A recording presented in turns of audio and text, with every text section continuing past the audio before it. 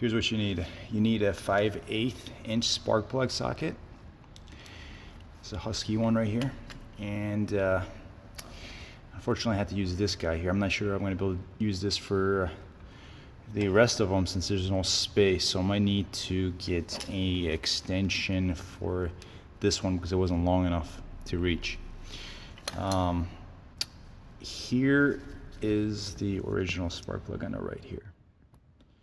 And it is different slightly.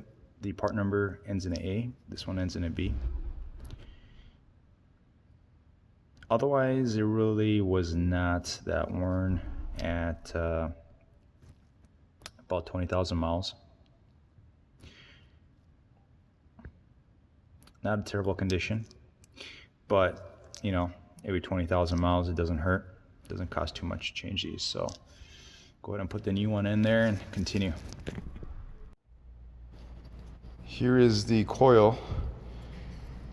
It was pretty easy to pull this right out, and just the two bolts right there. Something dropped. I don't know if it was a washer, but I didn't see any washers. So be very careful about the bolts. If they fall down there, it's going to be a pain in the ass trying to dig them out.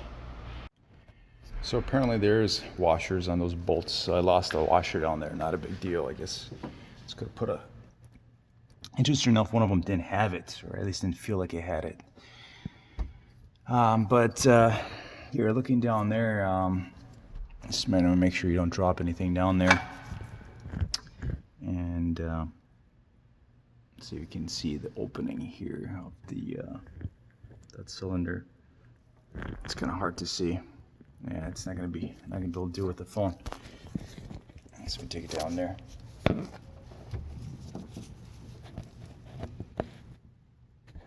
Yeah, right there. So here they are.